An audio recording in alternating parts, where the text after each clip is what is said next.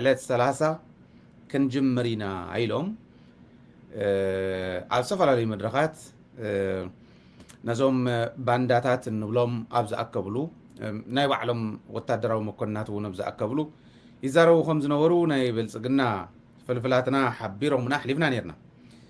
نزيو عمل كيتهم علات ثلاثة بكل خباب كنجمرينا تقراي كم تقول لك زين نريئكم انتن أساتا هاف سيركل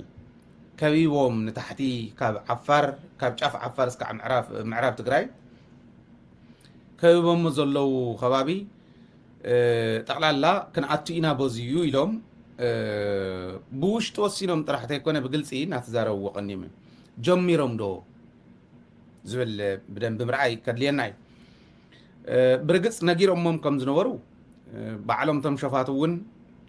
أفتين محبراو ميديا زارو حد غلط تزخون رئي الله صيلا أنت هاي بالكم زلخون من تان كتردو زيار أي وامو على الثلاثة تبل كجمرو تنجيروهم كم زنورة شفاتو كجمرو تنجيروهم كم زنورة سراوي إثيوبيا ندحلفنا يزقننا يهو بمرتعو تنجيرنا يانيرنا بقى حجة جمرينا كلها حوخت أقود يايلنا الله نسخن رأمو أقودهم دي أقودن كأقود يقولوا دي أقودن تأقودهم كنت أخمص أمزبل دارانا خن كدي لما أنتي روح حملة إثرات شعنت دي الهول له أنا مجرش معلت دي الهول له مالس صرت حد ساعتي حمسايت شعنتي دقاي حمسايت شعنتي سكندي زي حزوة أنا مجرش معلت بيأخذ الله خلا تجيك تفند الله تخل معتي لما معتيا كاو صح خالتيا خلا زد تجي تتجي صحيح فندا تكاك فندي تجي لما معتي من بلسمو انا غير لي انا ما تريش معتي سول ايوه صح له لا يكون اي كل فاتك حي سلام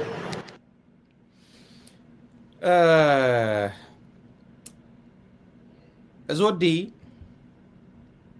كم تسمعوا زلهم تقرينيا عندي زارب زل تقراوا أيو حزي قبل على تقراي حوز أقوللو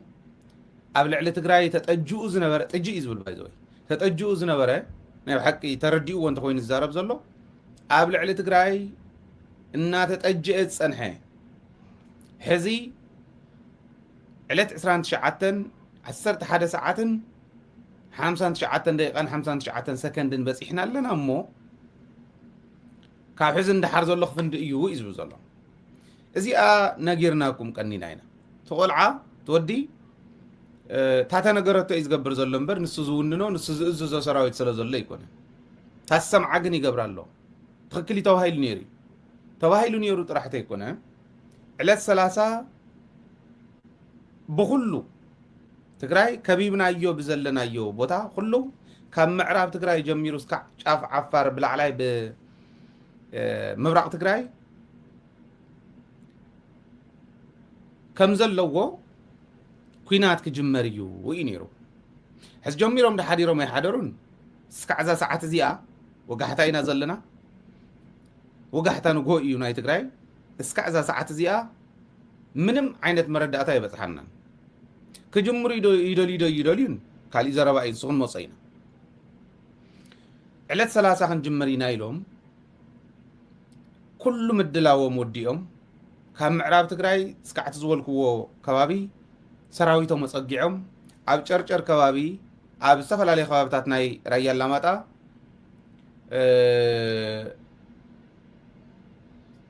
እተውጽ እንዳሉ ናብዚ ጫፋት ናብዙ ናህና ዘለውዎ ናይ ከላሽን ርሕቀት ያ ነራ ኢልኩም የትማሊ ናይ ከላሽን ርሕቀት እዮም ዘለዉ ሕዚ ምጅማር ቃታ መስሓብ ጥራሕ ዝተረፉ ዓይነት ምፍጣጥ ኢኒ ደገ ኮንካ ወይ ኣብ ማእኸል ትግራይ ኮንካ ነተወሰና ወሰን ትግራይ ከቢቡ ዝኒሄ ጸላኢ ታይ ይገብረሎ ዝብል ንምርዳእ ክኸብድ እዩ ደደቢት ዝነግረኩም ዘሎ መረዳእታ ኣይትሐቂ ሕድሕድ ወታደራዊ ምንቅስቃስና አፌክት ብዘይገብር መልክዑ ዘለና መረዳእታ ፍልፍላትና ዘውጽሑና ኣብ ሰራዊት ዘለው ይኹኑ ኣብ ምሕደራ ዘለው ይኹኑ ኣብ ኢንተለጀንስ ዘለው ይኹኑ ኩሉ ናይ ደደቢት ፍልፍላት ማሕበረሰብና እውን ሓዊሱ ዝሰዱልና ንህዝብና ብዝረብሕ ንህዝብና ብዘረድእ ንህዝብና ብዘዳሉ መልክዑ ክነቕርብ ኢና ሕዚ እዚኣ እዚ ወዲ እዚ ይዛረባ ዘሎ ቀድም ኢልና ነጊርናኩም ኢና ዕለት 30 ማለት 30 ኢልኩም ተፅሒፍኩም ኣብ ናይ ደደቢት ቻናል ክትረኽቡ እዮም ዕለት 30 ኩናት ክጅምሩ ዝብል ቅድሚ ሰሙን ከባቢ ዘቕረብና እዩ በቃ ሕጂ ተወዲኣ ኣላታ መዓልቲ ይብል ኣሎ ሕዚ ቃታ ናይ ምሰሓብ ጉዳይ ዓበየናይ ሕሸና ኢልካ መሪፅካ ናይ ምሰሓብ ጉዳይ እምበር እቲ ኩናት ተጀመረ ምዃኑ ንሕና እውን ፈልጦ ኢና ድሕሪ ናይ ሸረሪና ኣብ ሸረሪና ባዕሎም እዮም ጀሚሮም ድሕሪ እቲ ኩናት ንሱ ድሕሪ ትውግእ ንሱ ካብኡ እንዳሓር ዘሎ ኣበየናይ እዋን ከመይ ጌርካ ትጅምር ኣበየናይ እዋን ከመይ ገይሮም ይጅምሩ እንተዘይኮይኑ እቲ ኩናት ተጀሚሩ እዩ ጀሚርዎ እዩ ኦረዲ ባዕሉ ብስሩ እውን ኣብዚኣ እንድሕሪ ሕሪረዮም ቶታሊ እቲ ዘሎ ሰራዊት እውን ክብተን ህዝቢ እውን ሞራሉ ክስበር ኢሉ ከይዱ ከም ዝነበረ ፍሉጥ እዩ ናይ ሸረሪና ብዋናነት ካልኦት ሚኒንግ ዋላ እንተሃለውዎ ብዋናነት ግን ኦረዲ ሞራል ትግራዋይን ምስባር እዩ ስለዚ ዕለት 30 ክንጅምር ኢና ኢሎሞ ዝነበሩ ይነግረና ዘሎ ኣብ ደደቢት ዝሓልፍ ምንም ዓይነት እንከን ዘይብሉ ምዃኑ እተረጋግፅሉ ከምዚ ዝበለ እዩ ማለት እዩ ልቢ እንተጥርዮም ቅድሚ ናብ ካሊእ መረዳእታ ምሕላፈይ ነዞም ሓትና ክመክሮም ምደለኹ ኩናት ክንከፍት ኢና ዝብል ዘሎ እቲ ዓረር ካብ ትግራይ ናብ ወፃኢ ኣይኮነን ትኮስ ዘሎ ናብ ትግራይ ቁምቡላታት ክነውድቕ ቁምቡላታት ክንዕርፍ ህዝቢ ትግራይ ክንጭፍጭፍ ህዝቢ ትግራይ እንስስኡን ተኽሉን ሰቡን መሬቱን ተላሓመዱ ዋጋ ክነኽፍል ክንኣቱ ኢና ይብል ብርግፅ ከኣቱ ድዮም ኣይኣቱን ካሊእ ዘረባ እንድዩ ንሱ ክንመፆ ኢና ዝበልክኹም እዩ ክንሪኦ ኢና ናይ ብሓቂ ድዮም ከምኡ ክገብሩ እንተገይሮም ከንታይ ክበፅሖም ዝብል ምርኣዮ ግዳስ ስለ ዝኾነ ግን ተጋሩ ኮይኖም ብትግርኛ እንዳተዛረቡ ዋላ ክንድድላዮም እሞ ምስ ዝኾነ ይኹን ሓይሊ ናይ ትግራይ ኣፈላላይ ይሃልዎ ኣፈላላይ ስለ ዘለካስ ትግራይ ክትወቅዕ ምውሳን ነውሪ እዩ ታሪኽኩም ከይተበላሹ ሕዚ ህልኽ ክመስል ይኽእል እዩ ሃይለ ክዛረብ ከሎ እውን ብኣግባቡ ዘይክትርድኦ ትኽእል ኢኻ ትዝብሎ ዘለኹ ኣነ ንስኻን ኣነ ንስኽን ተሃላሊኽና ንብሎ ዘለና ክመስል ይኽእል እዩ ናይ ብሓቂ ከም ተጋሩ ኮይንና ኩልና እንተገምጊምና ግን ናብ ትግራይ ዝትኮስ ጥይት ንኩልና ይኸን በዓልና ነፋይ ሓሙኽሽቲ ዝተመሊሱ ናብ ርእሱ ከም ዝበሃል ወይን ቃዕሪሩ ዝሸይን ተመሊሱ ናብ ርእሱ ከም ዝበሃል ናብ ርእስና እዩ ንስኹም ተኮስኩሞ ካሊእ ተኮሰ ናብ በዓልና እዩ ልቢ ግበሩ እያ እታ ምኽረይ በቲ ሓደ ገፅ ግን ሻምናይ ሽሕ ዝበሃል ሃይማኖት እሲ ሰብ ሕልኑ ዝስሕተሉ የእምሮ ኣለዎም ትብሎም ሰባት ኩሎም ሰኢሎም እንዳተፀለሉ ዝሓድርሉ ድዩ ዘብል እዩ ተጋሩ ኮይኖም ዓፋር ይስፈር ሰቆጣ ይስፈር ብዘየግድስ ኣዲስ ኣበባ ይሃሉ ብዘየግድስ ናብ ትግራይ ክትኩስ የልካ ክትጀሃር ከለኻ ሲ ኣደይ ክቐትል እየ ቦይ ክቐትል እየ ሓወይ ክቐትል እየ ሓፍተይ ክቐትል የልካ ምጅሃር ጅግንነት ኢሉ ዝቆፅረሉ ካብቶም ጀጋኑ ወለድና ይትረፍዶ ኣብ ጥቓና ኮይኖም ባሕሪ ተሳጊሮም ከይዶም ዋጋ ዘኽፍሉ ንፀላእቶም ካብዚኣቶም ተፈጢሩስ ናብ ኣደይ ክትኩስ ናብ ኣበይ ክትኩስ ማለት ጅግንነት ተባሂሉ ዝቁፀረሉ ግዜ ምብፃሕና ናይ ብሓቂ ሻምናይ ሽሕ ዝበሃል ናይ ዓለም መወዳእታ ምፅኣት ዓለም ዝበሃል በፂሑ ግድኡ ዘብለካ እዩ ማለት ክጠፍእ እቲ ሰብ ኩሉ ከም ዘለዎ መሬት ናብ ምንታይ ከም ትቕየር ክርስቶስ መፀሉ ዳግማይ ፍርዲ ትፍረደሉ ግዜ ሲ ናይ ብሓቂ ብዓይንና ንሪኦ ከምቲ ሕዚ ንሪኦ ዘለና ሰብ ተፀሊሉ ኣቦን ወድን ቦዚን ኮይኖም ክታኮሱ ተኻሊእ ይገብረሉ እንዲ ንዓና ግን ኣብቲ ደረጃ ንሱ በፂሓ ምዃና ዓለም ንምርኣያ ዲ ትግራዋይ እቲ ስረ ድርብ ስረ ዝዓጠቐ ትግራዋይስ ነንባዕለይ ክታኮስ ኢሉ ዝጀሃረሉ ግዜ ምውፅሑ ዓብይ ሰብኣይ ሕዚ ማለት ኦቨር ማቹርድ ዝኾኑ እዮም ብምሎም ከላሽን ተሸኪሞም ሸፊቶምስ ናይ ትግራይ ጉዳይ ክፈትሑ ዝኽእሉ ሓደ ሰብ ትማሊ ደው ኢለ ውጋዓኒ ነይሩ ዓብይ ሰብ እዞም ሰለስተ እዚኦም እንተዝለቁ እኮ ትግራይ ማዕረየት እዩ ደብረጽዮን ዓለም መንጀሪኖ ማለት እዩ ቃል ብቃል ኢና ውግዕና ማለት እከለ ይበልኩን እከለ ይብልን ዘለኹ ግን መርኣያ ኮነና ኣብነት ኮነና ንሓዞ ግድ የብልኩምን ከምዚ ክብል ከለኹ ዝሓዝን ሰብ ብዙሕ እዩ ኣይንሕዘን ግን ስትራቴጃይዝ ንግበር ብስልቲ ብሜላ ከመይ ገርና ኢና ዓድና ነሳገር ዝብል ንሕሰብ ሰለስቲኦም ስለ ዝለቀቁ እሞ ሓደሽቲ እቶም መናእሰይ ይምፁ ሰለስቲኦም ይልቀቁ እሞ ካልኦት ይምፁ እቶም ኣብኡ ዝኒአው ማእኸላይ ኮሚቴ ዝኒአው ይምፁ ሶም እዮም በቃ ሒዞማ ዝኒአው ይብል ሓደ ክትርድእዎ 3 ሰብ ን42 ሰብ ኣብ ህወሓት እንተሪኢና 3 ሰብ ን42 ሰብ ኣሸኒፎም ዝኸዱ እንተኮይኖም እቶም 42 ኢሬሌቫንት እዮም ንፖለቲካ ትግራይ ማለት እዩ እንድሕር ናይ ብሓቂ ሰለስቲኦም ኮይኖም ትሪዝን ከም ዘይኮኑ ከሪኦኩም ስለ ዝደለኹ እዩ ከምኡ ኣይኮነን ደብረጽዮን ስለ ዘሎ ስለ ዝመርሖ ወይ መንጀሪኖ ቤት ጽሕፈት ስለ ዘላ ዓለም ዝበሃል ብቁዕ ፖለቲከኛ ስለ ዘለዎም ከምኡ ዝበሃል ነገር የለን እዚኣቶም ሰለስቲኦም ዝዝውርዋ እንተኮይኖም ንሕወሓት ቶም ዝተረፉ ባዶ እዮም ማለት እዩ 42 ን3 ሚዛኑ ኣበይ ነበይን ምዃኑ ረኣዩ እንድሕር ናይ ብሓቂ እዚኦም ዝርብሹ ሃልዮም እሞ ካሊእ መፂ ካብቲ ውሽጢ ክዕርዮ ዝኽእል እንተዝኾን ንሕወሓት ኣብኡ ደይኒየውን ቶም 42 ጥዑያት እዮም 3 እዮም ዝሕንፍሹ እንተኢልና ኣብኡ ደይኒየውን ኣብ ሕወሓት እኮ ክንዲ ድላዩ ሰብ እሚንካ ናይ ምእታው ነገራት ናይ ምዝዋር ናይ ምጥዋይ ክእለት ይሃልዎም እዞም 3 ነቶም 42 ብኢድ ክወልፅዎም ይኽእል ኮሌክቲቭ እዩ ኣብ ሕወሓት ብድምፂ ኣብ ሕወሓት ስለዚ በዞም 3 ዝዝወሩ እንተኮይኖም ቶም 42 ክቕየሩ ዘለዎም ቶም 42 እምበር ቶም 3 ይኮኑን ግን ኣብቶም 3 ን42 ዝበሃል ኣፈላላይ የለን ፀላእቲ እዮም ከም ዝገብሩ እንዳሸረፉ 3 ሕዚ 4 ፅባሕ 5 ድሕሪ ፅባሕ እንዳበሉ ክሸርፉና ስለ ዝደለዩ ጥራሕ እዩ ኣብ ውሽጦም ድኽመት ኣለዎም ዶ ኣይትጠራጠሩ ኣለዎም ኣነ ይፈልጦ እየ ንስኹም ትፈልጥዎ ኢኹም ግን ብረት ኣልዒልና ምስ ኣብዪ ኣሕመድ ብምዃን ንፈትሖ ክፍተት ኣይኮነን እናታቶም ክፍተት ኣይንጋገ ክብለኩም ደልየ ጌጋ እዩ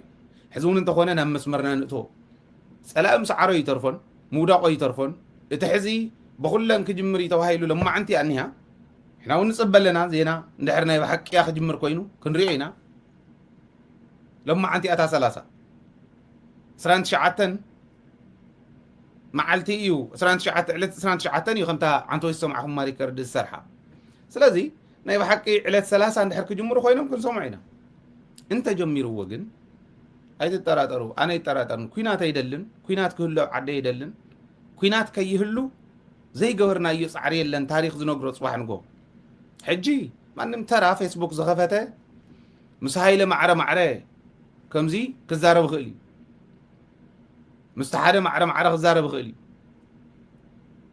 ዘይመኮርናዮ ሙኮራ ግን የለን ሽማግለ ዝመኮርዎን ካልኢን መግደፍዎ ንሕና ኣነ ባዕለይ ዘይመኮርክዎ መኮራ ንፅባሕ ዘናስሓኒ የብለይ በዓል ጌታቸው እንተኾኑ እውን ገሊኡ ዝመለሱለይ ገሊኡ ዘይመለሱለይ ሞኪረ እየ ይደፉ ምውፃእ ኣይኮነን ኣብኣኹምኩም ተቃሊስኩም ንሕና እውን ሓጊዝናኩም ካልኦት ውሽጢ ዘለዉ እውን ሓጊዘምኹም ናይ ብሓቂ ህዝባውያን ኮንኩም እምበር ካብ ትግራይ ተነፂልኩም ኣይኮነልኩምን ዝብል መኪርና ኢና ንበዓል ወደን ጥሩ ክወፅ ከለዉ እውን መኪርና ኢና መኪረ እየ ኣነ መኪረ እንተነኣሰ ናይ ባዕለይ እየ ዝነግረኩም ዘለኹ መኪረ ናብ ብልፅግና እውን እንተይተረፈ መኪረ ዘይመኮርና ከይመስለኩም ተረፍደት መንግስትና ንሕና እውን መኪርና ኢና ግን ክንመኩር ከለና መንግስትና እንዳፍለጥና ምክንያቱ ክምእኸል ስለ ዘለዎ ከምዚኣ ጌርና ኢና ከይድና ብቕዓት ይሃልዎም ኣይሃልዎም ዘየግድስ መራሕትና ኢልና ዘቐመጥናዮም ናይ ግድን ንሶም ዘማእኽልዎ ንሶም ዝፈልጥዎ ምንቅስቃሴ ካ ትገብር በብዘለኻዮ ኣይኮነን ከምዚ ጌርና ኢና እምብለይ እንታይ ኢሎም ግን ኩናት ናይ ብሓቂ ከምኡ ኢሎም ደልዮሞ እንተጀሚሮሞ ኣብዪ ኣሕመድ ኣይቕፅልን ኢትዮጵያ ክትፈርስ እያ ብሰርዑ መጀመርያ መንግስቲ ኢትዮጵያ እዮም ከፍርስዎ መንግስቲ ኢትዮጵያ ክፈርስ ቀፂሉ ተዓዲኣ ትፈርስ እቲ ዝደልዮ ስልጣን ከቕፅሎ ዝደሊ ኣይቕፅሎን እንተነኣሰታ ዘላ ኢትዮጵያ እኳ እንዳመርሐ ከይቕፅል ንሳ እውን ከይቕፅል ባዕሉ እዩ ዘፍርሳ ዘሎ ተዓዲ እውን ግን ክትፈርስ እያ ንምንታይ እያ ትፈርስ ይመስለኩም ኣብዪ ኣሕመድ እንተኮይኑቱ ዝሕንክራ ዘሎ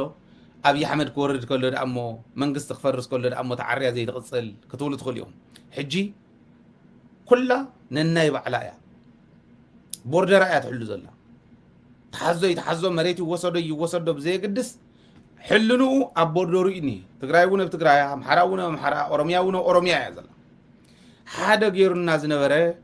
اتنا ايكونومي محبرسب كنفطرينا يلو فطيرو سرح زنبره ودابه نسو مسفرسه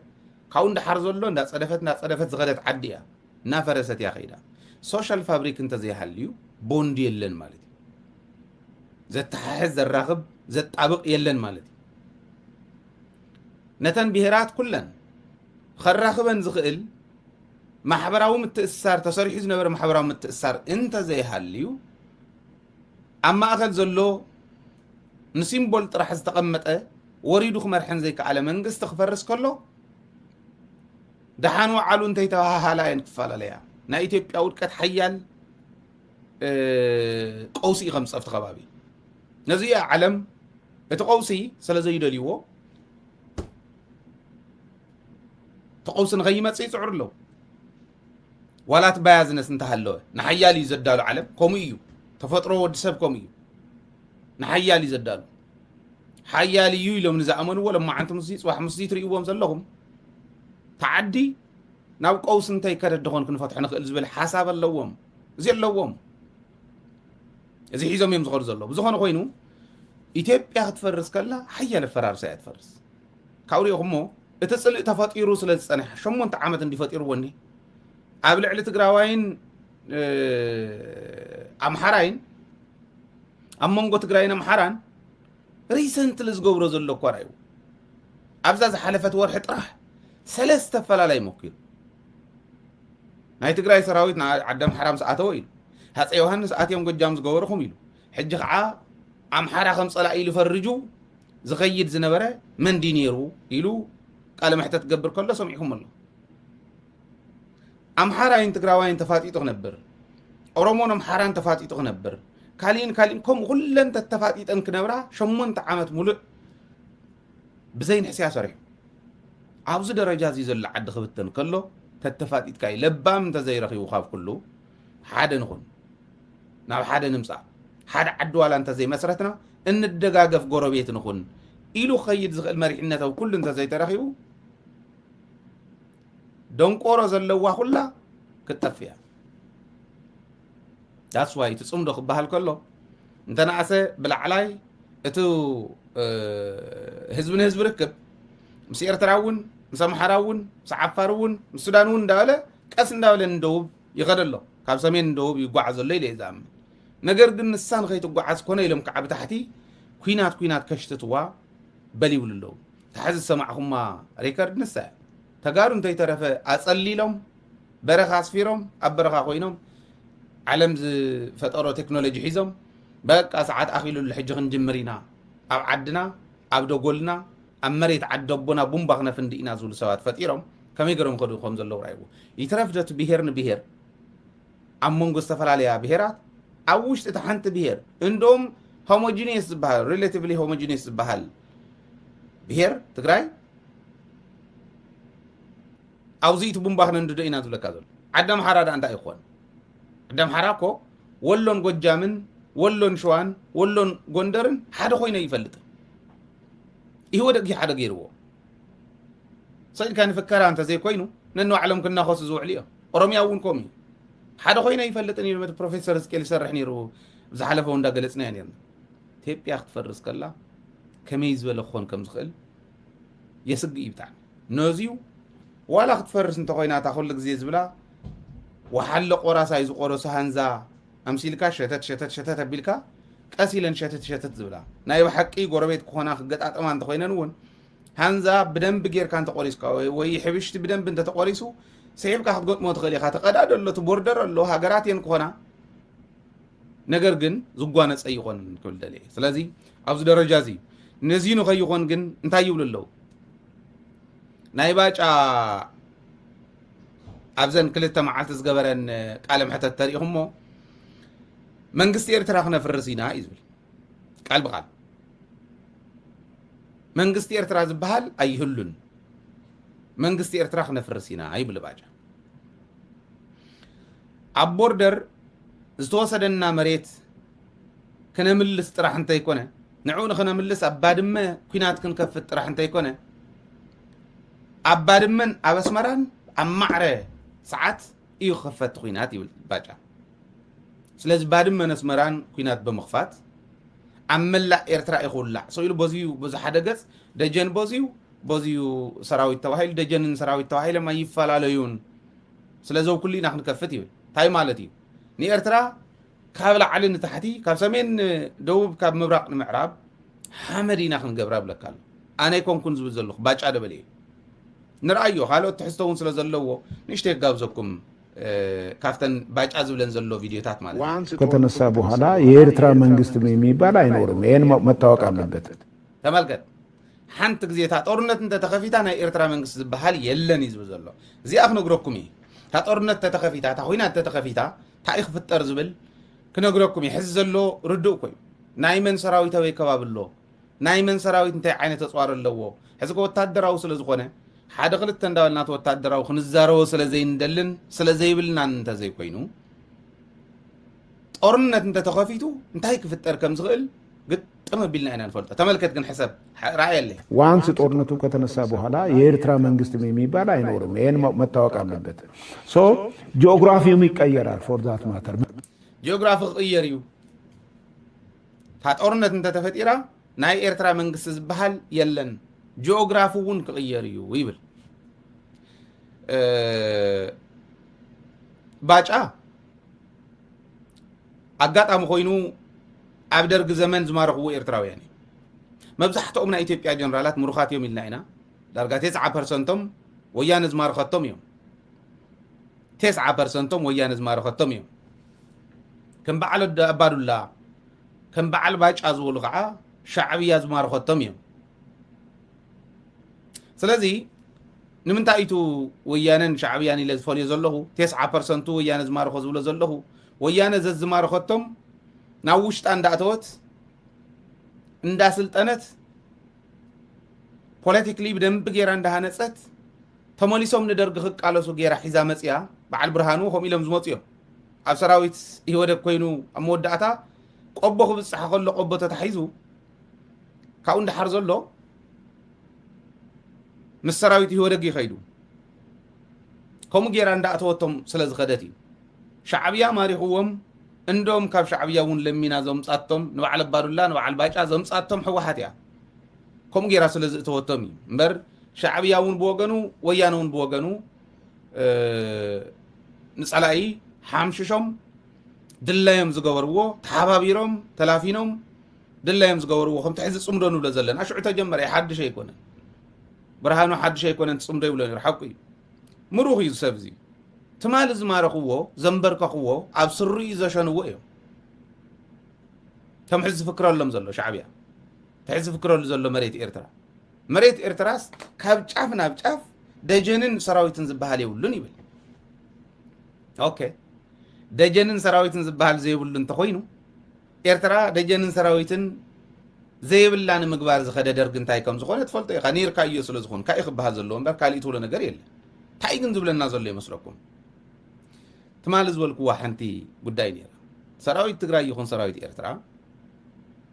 ሰራዊት ዓፋር ይኹን ሰራዊት ኣገው ወይ ሰራዊት ኣምሓራ ይኹን ሰራዊት ቅማንት ክገብርዎ ዘለዎም ነገር እንተሃልዩ ሕጂ ጥንቃቐ ምግባር እዩ ናይ ምንታይ ጥንቃቐ ታናይ መወዳእታ ካርዲ ናይ ኣብይ ኣሕመድ ብኣየርን ብድሮንን ኬሚካልን ቡምባን መውዳቕ እያ ካሊእ የብላን ኣይትሰከፉ እዚዩ ብደንቢ ባዕሎት ሰራዊትና እውን ይርድእ እዩ ኢለ ዝኣምነ እዩ ዝሃብናዮም መረዳእታ እውን እኹል ስለ ዝኾነ ሕዚ ንኺድ ዋንስ ጦርነቱ ከተነሳ በኋላ የኤርትራ መንግስት የሚባል አይኖርም። ይሄን መታወቅ አለበት። ሶ ጂኦግራፊውም ይቀየራል። ፎር ዛት ማተር መንግስቶች ይቀየራሉ፣ ጂኦግራፊውም ይቀየራል። ዝም ብሎ አይነት አይደለም፣ በቀጠናው ማለት ነው። ለምሳሌ ያክል በኢትዮጵያና በኤርትራ መካከል ያለው ዲማርኬሽን የለም እኮ እሱም ራሱ ሌላ ችግር ይፈጥራል። በኋላ ሌላ ችግር ይፈጥራል። ይሄ ይያዛል። የኤርትራ መንግስት አይኖርም። የኤርትራ መንግስት በማይኖርበት ጊዜ ምንድነው ሊመጣ የሚችል? አይኖርም። አዎ አይኖርም። በራሱ ይጠፋል። አይኖርም። ጦርነት አይደለም እንዴ? አሁን እኮ ጦርነት በሚሆንበት ጊዜ ሎክ ደጀንና ፍሮንት የሚባል ነገር የለም። በዚህ ዘመን የሚፈጠር ጦርነት ደጀንና ግንባር የሚባል የለውም። ሁሉም ግንባር ናቸው። ይሄ ማለት ምንድነው? እኔ ልንገርህ፣ እሱ ደግሞ የሚነግርህ ትሰማለህ። ደጀንን ግንባርን ዝበሃልን ኩሉ ግንባር ይብለካለ ንኩሉ ኢና ሓመድ ክንገብሮ እዩ ዝብለካ ዘሎ ክገብሮ ድዮ ኣይገብሮን ዓቅሚ ይረክብ ደ ይረክብን ካልእ ዘረባ እንዲ በተሓሳስቡ ግን ህዝቢ የለ ሰራዊት የለ ንኩሉ ሓመድ ክንገብሮ ኢና እዩ ዝብለካ ዘሎ ታትርጉም ንሳንዓይ ታ ሕዚ ዝበላ እትህበን ንህዝብና እውን ካብ ዝወፃእ ካሊእ ርዲኢት ክህቦ እዩ ዝብል እምነት የብለይ ደጀንን ግንባርን ዝበሃል ባዕሎም እውን ኢሎምና ቤተክርስትያን ከሆነ ይመታል መስጊድ ከሆነ ይመታል ይብለካ ነይሩ። ስለዚህ እሱ ይዝደግመልካ ዘሎ አስመራና በባድመ አካባቢ ያለው ግንባር አስመራ ደጀን ሆኖ ባድመ ግንባር ሊሆን አይችልም። ሁለቱም ግንባር ናቸው። ካርቱም ደጀን ሆኖ አልፋሻ ግንባር አይሆንም። ሁሉም አንድ ናቸው። ስለዚህ የሚሆነው ነገር ምንድነው? መንግስታትም ይቀያየራሉ። ጂኦግራፊም የሆነ ያን የሚፈጠር ነገር ይኖራል። አሁን ይሄ እዚህ ይሆናል፣ ይሄ እዚህ ይሆናል ብዬ ያን ማድረግ አልችልም። ነገር ግን ሪዛልቱ ይሄ ነው። ይሄ ግን አያስፈልግም። ሕዚ ናይ ባጫ ጉዳይ ለባም እንተሃልዩ ኣብ ኢትዮጵያ ለባም እንተሃልዩ ትግራይ ለባም እንተሃልዩ ኤርትራ ካፍተን ዝበለን ሕዚ እንተነኣሰ 4 ነገራት ክወስድ ይኽእል እያ። ቁፅሪ 1 ተዝበልክዎ ደጀንን ግንባርን ዝበሃል የለን፣ ህዝቢ የለ፣ ሰራዊት የለ፣ ሓመድ ክንገብሮ ኢና እዩ ዝብል ዘሎ። ቁፅሪ 2 ናይ ጂኦግራፊ ለውጢ ክህሉ እዩ፣ ናይ መንግስቲ ለውጢ ክህሉ እዩ ዝብለና ዘሎ። እዚአን ክልቲአን ድልየቶም እየን። መንግስቲ እውን ክቕየር ስለዚ ነቲ ህዝቢ ኣትዮም ከም ድላዮም ክገብርዎ ዝኽእልሉ ኩነታት ክፍጠር፣ ጂኦግራፊ እውን ክቕየር። ጂኦግራፊ ምቕያር ዝብል ዋላ ጸኒሐ ክመፀ ብውሳነ ደረጃ እውን ዝወሰንዎ ኣሎ። እታ ናይ ቀይሕ ባሕሪ ኣኻሊእ የብላ። ኣብ ቦርደር ናይ ትግራይን ኤርትራን ወይ ናይ ዓፋርን ኤርትራን ዝኾነ እቲ ውፅእ ዝብል ዘሎ ከይመስለኩም። ከምኡ ይኮነ ቦርደር ናይ ኢትዮጵያ ቀይሕ ባሕሪ ዝብል ውሳነ ኣሎ ክመፀ ከምኡ ዝብል ኣሎ። ስለዚ ሓመድ ክንገብረኩም ኢና ንኩሉ ዝብል 1 መንግስትን ጂኦግራፊን ክንቅይር ኢና ዝብል 2 ካብኡ ኣብ ውሽጢ ናይ ኢትዮጵያ ዲፕሎማሲ ናይ ርዲኢት ድዩ ናይ ማለት ዘኸምቲ ዓንተ ወይ ዝበልኩ ናይ 8ኛ ሺህ ዝበሃል ናይ ድንቁርና ግዜ ኣይፈልጥን እንተሎ ንሱዳን ይስሒብዋኒ ሳልሳይ ነጥቢ ካብታ መደርኡ ዘልዕላ ኤርትራ እውን ሱዳን እውን ክንወቕዓክን ኢና እንዲ ዝብል ዘሎ ተመልከት። ከምዚ ዲፕሎማት ተባሂሉ እንዲ ኸይዱ ጀነራል ተባሂሉ እንተሸይሙ እንታይ ከም ዝገበረ ርኢና እዩ። ምሩኽ ጀነራል እዩ። ፖለቲከኛ ተባሂሎም ዝተቐመጠሉ ኤርትራ እውን ሓመድ ክንገብረኪ ኢና፣ ሱዳን እውን ሓመድ ኣልፋሽካን ካርቱምን ብማዕረ ክንወቅዕና ይብል። ወሰናወሰን ቦርደር ናይ ትግራይን ኤርትራን ወይ ዓፋርን ኤርትራን ምስ ኣስመራ ማዕረ ክንወቅዕ ኢና ይብል። ስለዚ ካበይ ናበይ ሒዙ ከም ዘሎ ራእዩ ናብ ሶማልያ እውን ክመፀልኩም እየ ፀኒሐ ካሊእ ዘረባ ከዓ ልዕሎም ኣሎ። ሕዚ ካብ ጫፍ ኤርትራ ቦርደር ጅቡትን ኤርትራን እስካዕ ጫፍ ደቡብ ሱዳንን ደልዒልዎን ሓቀ ንወያነ እውን የልዕሎ እዩ፣ ንፋኖ እውን የልዕሎም እዩ፣ ንኦላ እውን የልዕሎም እዩ። እዚኣቶም ዲፕሎማት ዘይኮኑ ናይ ዲፕሎማሲ ድንቁርና መግለፂ እዮም። ዲፕሎማሲ ቃላትካ እዮም እኮ ዝስንጠቑ ቢኮን ባዴላን ሒዝካ ይኮንካን ኣትክልቲ ፈልሲ እንዳኸስኮስካ ትውዕል። ኣፎም ባዴላ ምስ ኢሎም ዝዛረብዎ ዘውፅዎን ቃላት ኩለን ተጠርኒፈን እየን ዲፕሎማሲ ናይ ኢትዮጵያ ክሰርሓ። በዓል እዚኦም እዮም እምበር ዲፕሎማሲ ክሰርሑ ተባሂሎም ተቐሚጦም እዮም ማለት። ንኤርትራ እውን ስሒቡ እትይዎ ኣሎ። ሕዚ ነቲ ህዝቢ ሙሉእ ኮልዒልዎ። ኤርትራውያን ብትክክል ናይ ሚድያ ስራሕ እንተሰሪሖምሉ ናይ ምልዓል ስራሕ እንተሰሪሖምሉ እዚኣ ኣኽልቲ እያ። ደጀንን ግንባርን ዝበሃል የለን ንኩሉ ሓመድ ክንገብሮ ኢና ይብለካ ኣሎ ባጫ እምበር እንተኽኢሉ ክወቕዓካ ክበልዓካ ከም ዝመፅእ ጥርጥር የውሉን ስለዚህ ኤርትራው ተላዓሊሉስ መንግስት ኤርትራ ካሊ ዘረባ የልዩ ወለከ መቆም ዝንዳበለ ዳሞ እንታይ ሲሉ ከፍ ዝብል መንእሰይ እንተሃልዩ ካሊ ጣጣ ይዝኸው መንግስት ሱዳን ካሊ ዘረባ የልዩ አልፋሽካን ካርቱምን በሐንሳብ ክንወቅዕልና ይብለካ ኣሎ ባጫያ እዚኣቶም ዲፕሎማት ተባሂሎም ከመጡ ዲፕሎማሲ ወዲቁ ካብ በዓልሲ ይመስፍን ካብ ሰማያት ናብ መሬቱ ክወድቕ ከሎ ከምዚ ማለት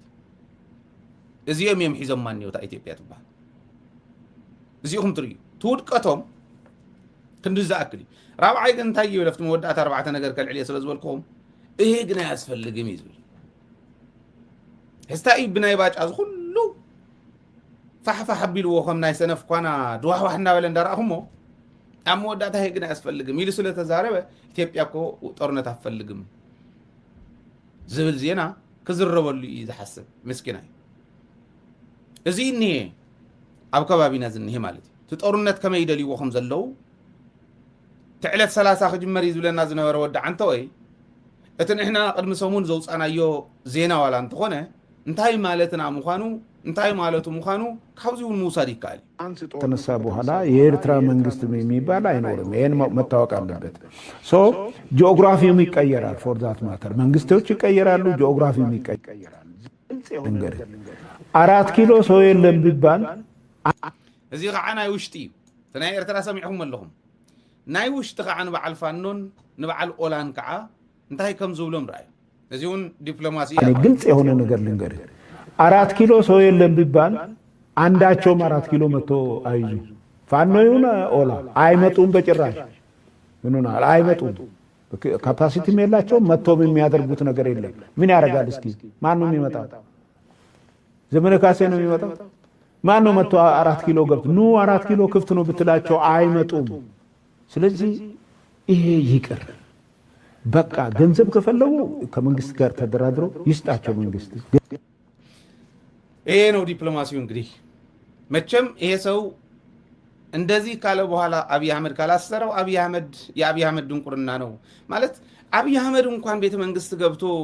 መንግስት እየመራሁ ነው እያለ ባለበት ዘመን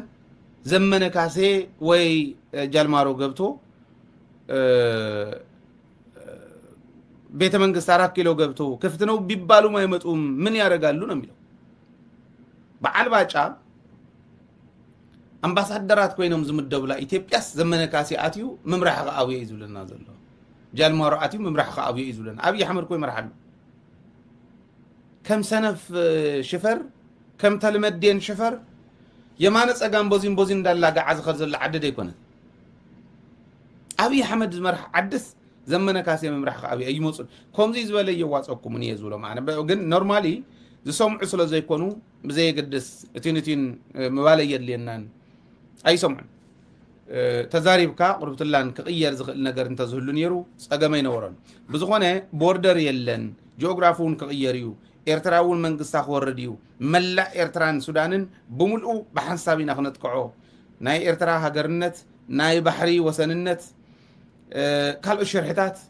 እዚኣቶም ብውሽጥና ተሸርሑ በዓል ባጫ ከዓበዚ ይዛረብዎ ማለት ኢለኩም ቀዳማይ ኣብ ምክክር ኮሚሽን ተወሲኒ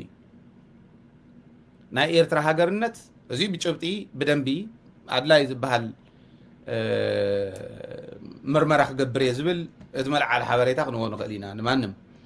ናይ ኤርትራ ሀገርነት ከይተቀበሉ ሕገ መንግስት ናይ ኢትዮጵያ እትሕዝ ዘርቅዎ ዘለው ተኣህዳውነት ዝሰርሕዎ ዘለው እዚኣታ ሕዚ ትረቅቕ ሕገ መንግስቲ ናይ ኤርትራ ሀገርነት ዲና ይትገብር ኤርትራ ግን ከም ክፍለ ሀገር ኮይና ካብ ትግራይ ትጠልቦ መሬት እንተሃልዩ ዋይ ዋህባ እዮም ዝብሉ እንታይ ማለት መስኢልኩም ትግራይን ኤርትራን ክነባልዕኒና ከመይ ገይሮም መሬት ሃውን ኤርትራ ዚዳኒ ኤርትራ እንዲ ዳዋልካ ንትግራይ ብኤርትራ ተውቃዓ ንኤርትራ ዝሓቆፍካ እያ ትመስል ግን ካብ ሃገርነት ተወግዳ ከምዚ ዝገበረ ማለት ክንዱ ዝኣክል ዓያሹ ዝመርሕዋ ዘለው እዩ ዝመስሎም ንኣብይ ኣሕመድ ከም ኩርኩር ብሸንሸል ኣሲሮሞ ዝዓዲ ከልቢ ሒዞም ይኸዱ እዮም ከም ከልቢ ሒዝዎ ዘይሩ ኢሳያስ መወዳእትኡ ድላይ ምስ ሰርሐ ቸድ ከልቢ መቸም መወዳእትኡ ናብ ዓድና እንተኸይዱ ንገደሉ እዩ መወዳእትኡ መቸም ከልቢ ናብ ምንም ጥቕመ ይውዕል ኣብ ቻይና ተዚህ ኮይኑ ማለት እዩ ኤኒዌይ ከምኡ ገይሩ ዝደርቦ የሰብኣይስ ሃገርነት ናይ ኤርትራ ኣይንቕበልን ግን መሬት ትደሊ እንተኾንክስ ካብ ትግራይ ክንመክን ንኽእል ኢና ኣብ ኢትዮጵያ ኮንክ ክትወስድ ትኽእል ኢኺ ኢሎም ንኤርትራ ንኽሽውዱ በዚ ይኸዱ ኣለዉ ሕዚ ባሕሪ ናይ ኢትዮጵያ ወሰን ይብሉ ናይ ኢትዮጵያ ሰሜናዊ ወሰን ቀይሕ ባሕሪ እዩ ኤርትራ ትበሃል ሃገር የላን ኤርትራ ግን ካብ ትግራይ ይኹን ካብ ዓፋር ክሌም ትገብሮ መሬት እንተሃልዩ ሃብዋ ኤርትራውያን ከይተኽርፉልና ሃገርነት ግን ከይትውልና እያ እታ ጉዳይ እቲ ሽርሒ ኣብቲ ምክክር ኮሚሽን ከምዚ ይበሃል ጂኦግራፊ ክቕየር ይኸዓ ይብለካ ባጫ ኣብዚ መፅኡ እዚ እዩ ዝኒሄ ኣብዚ ደረጃ እዚ ኮይኖም ኤርትራውያን ብምሉእነት ንላዕላውነቶም ክብሉ ክብሮም ከይጠሓስ መንነቶም ከይድፈር ክብሉ ኣብ ዝተሰለፍሉ እዋን መሬተይ ክውሰደኒ እዩ ምስ ሸፋቱ ምስ ዓመፅቲ ኮይና እውን ተወቕዓንላ ህዝበይ ተፍርሰለ የላ ኢላ ሱዳን ብምሉእነት ኢትዮጵያ ትበሃል ዓዲ ሕዚ ዝመርሓ ዘሎ ስርዓት እንተቐፂሉ ህልውናይ ክጠፍእ እዩ ዓደይ ክትፈርሰኒ ኢላ ብምሉእነት ክትስለፍ ተዳልያ ዘላ ሱዳን መሬታ ተቆራሪስዋ ንሎሙ ጥራሕ እንተይኮነስ ካብቲ ማለት ሒዞም እንዳቆረስዎ መፅኦም ንፅባሕ እውን ክቆርሱ ዝዳለው ዘለው ነንባዕልና እውን ምስ ኤርትራ እንደገና ከባልዑና ምስ ካልኦት እንደገና ከባልዑና ዝኸዱ ዘለው መንነተይ ከጥፍኡ ህዝበይ ከጥፍኡ መሬተይ ቆሪሶም ኣብዚ ደረጃ ዘውፅሑንን ንቐፃሊ እውን ህልውናይ ከጥፍኡ ይኸዱ ኣለው ኢላ ብምሉእነት ክትሳተፍ ክትስለፍ ተዳልያ ዘላ ትግራይን ተኸቢባ እውን ዘላ ትግራይን ፎርዛት ማተር ህልውና እየጥፋእኒ ኣሎ ሰሜን ኦሮሚያ ኢሉ ምስ ወሎን ዓፋርን ብሓንሳብ ሰሜን ኦሮሚያ ዝበሃል ክልል ክምስርቱ ይኸዱ ኣለው ኢሎም ህዝቦም ከድሕኑ መንነቶም ከድሕኑ ብምሉእነት ተሰሊፎም ዘለው ዓፋር ህልውኑ ዝጠፍአ ክቡር ህዝቢ ሓያል ህዝቢ ጥንታዊ ህዝቢ ህልውኑ እንዳምከኽዎ ከምዘየለ ኣገው ከምዙ ወዲ ውሽማ እዩ ዝመስል ኣገው ተፀጊዑ እዩ ዝነበር ብጣዕሚ ዝሕዝነኒ ባይ ዘወይ ኣነ ኣገውን ቅማንትን ከም ኣገውን ቅማንትን ዝሕዝነኩም እንተሃልዩ ንገሩኒ ናይ ትግራይ ግልፂ ትግራዋይ ኮይነ ግን ከም ኣገውን ቅማንትን ዝሕዝነኒ ሰብ የለን ዓፋር ከዓ ኔክስት እዩ ኣገውን ቅማንትንማ ወዲ ወሰን ገይሮም እዮም ዘንብርዎ ኣብቲ ዓዲ ተፀጊዑ እዩ ዝነበር ከመይ ዝበለ ባህሊ ዘለዎ እታ ባህሉ ተፀጊዕ ኣብ ካልኦት ተለጢፋ ትኸይድ ባህሊ ከመይ ዝበለ ታሪክ ዘለዎ ተኣምረኛ ዝኾነ ጥበበኛ ህዝቢ ተፀጊዑ ዝኸይድ ፅግዕተኛ ገይሮም ዘንብርዎ ፅግዕተኛ ኮይኑ ይነብርን መንነተይ ክኽብር ኢሉ ክቃለስ ተዳልዩ ዘሎ ሰራዊት ኣገው ሰራዊት ቅማንት ኣምሓራ ከጠፍእ እየ ኢሉ ኣብይ ኣሕመድ ፈኪሩ ብተግባር ንበዓልታ የደንደኣ ካብ ዝነገሮም ንነዘ ተረዲእዎ ኣምሓራ ህልውኑ ከኽብር ኣብ ኩላ ጫፍ ኣምሓራ ሓዊ ተወሊዓ ይኳሻሕ ዘሎ ሰራዊት ኣምሓራ ብምሉእነት ክሳተፉ ተዳልዮም ዘለው እዚኦም እዩ በኦሮሚያ እውን ናይ ባዕሉ ኣሎ ብርግፅ ንዕኡ ላንጋ እንዳገበርዎ ይኸዱ ኣለው ግን ዘዋፀሞ ኣይኮነን ሲዳማ ናይ ባዕሉ ኣለዎ ሶማልያ ናይ ባዕሉ ኣለዎ ካልኦት እውን ከምኡ ኣለው ኢትዮጵያ ኣብ ዝሓዊ እዚ ኮይና እንዳሃለወት እዚ ኩሉ ሓይሊ ክስለፍ እዮም ዝብለሉ ባጫ ኣፉ ባዴላ ኣምሲሉ ኣብዚ ወፂኡ ክዛረብ ከሎ ናይ ድንቁርና መለክዒት እያ እዚኣ ካብ ምባል ወፃኢ እንታይ ኢኹም ክትብልዋ እንታይ እዩ ዝበለ ሓደ ኣብይ ኣሕመድ መሽረፈት ኢሉ መሽረፈት ምስ በለ ህዝቢ ትግራይ ብሓቁ ነብሲ መሓሮ መለስ ዜናዊ ነይሩ መራሒ እምበር ኣብይ ኣሕመድ ካብ ዝመፅእ መሽረፈት ኢሉ ከምዚኣ ትማሊ ዘርአኹም السلام عليكم السلام عليكم أبي أحمد مشرفة الجزمة هذه أبي أحمد ما هو رجال ملس الله يرحمه اللي طور البلد واللي خلاها تقراي هم الرجال المتعلمين هذا بدوي شارع ولد شارع هو زي كده وزي الجزمة حقيقي ስለዚህ ህዝቢ ትግራይ መሽረፈት ምስ በሎ ብትክክል መሽረፈት እዩ ኢሉ ይገልፀልኩም ኣሎ ዓረብኛ እዩ ተርጊሞም ዝነገሩኒ ዝነግረኩም ዘለኹ ዓረብኛ ትሰምዑ እንታይ ይብል ከም ዘሎ ብደንብ ትሰምዑዎ ተሉ ኤኒዌይ ሰብኣይ ካብኡ ወፃኢ እውን ኣይኮነን ብዝኾነ እዚ ኸደሎ ኢትዮጵያ እዩ እቲ ኩናት ክጅምርዎ ድዮም انت جميرهم مخنتا يخون زي انا تقال انت جميرهم متخينات ኢትዮጵያ ትበሃል ኣብ ሓፂር እዋን ትፈርስ መንግስቲ ኢትዮጵያ ዝበሃል ኣብ ሓፂር እዋን ትፈርስ እዩ መንግስቲ ኤርትራ የለን ትኮይናት ተጀሚሩ ኢሉ መንግስቲ ኢትዮጵያ እዩ ዘየለ ኣይፈለጥካዮ መንግስቲ ኢትዮጵያ ዝበሃል እየለ ናይ ኢትዮጵያ ኣየራትስ ኣየር ኣሚኖም ድሮን ኣሚኖም እንተኮይኖም ድሮን ዘይሓዘ የለን ሕዚ ደርጋ ኩሉ ሒዝዎን ዓፋር ሒዝዎን ትግራይ ሒዛተን ፋኖ ሒዝዎን ተን ድሮን ዘይሓዘን ሰብ የለን ብመጠን ክፈላለያ ይኽእላ እምበር ኩለን ሒዞምዎን ኣሎ ሱዳንን ኤርትራን ከዓግደፈን በዓልካ ሲሒብካ ትእትወን ኣለኻ هجرات ين زلون اللون زي بلن كم صاز خلاء أيراتنون كوميو مدافعاتنون كوميو مسائلاتنون كوميو نايشح كيلومتر تحلي كان نايشح كيلومتر كاب زلوا خمس صاز خلاء هجرات ين كم يجرم نتعدي خفرس واي خد خمس زلوا I don't know تايم كو جورو نايب حق أنت جميرم من تأيي تكون تعدي بتعم هسوس يخون فتان يخون بحيا الفتنة سويلو ما نمكم ولا سب زي غل من قدي عدي سابع يقاطع أبيك حباء خمس غل أبي حمد يفلت إذا أمجمعات أبياتهم إذا أمجمع أبياتهم عد خود أنت اليوم عد زفر سواز اللون ساعة مخانم طرح فلو تقولنا لكم إثيوبيا وين كتزاروا يزلكم زول من دلهم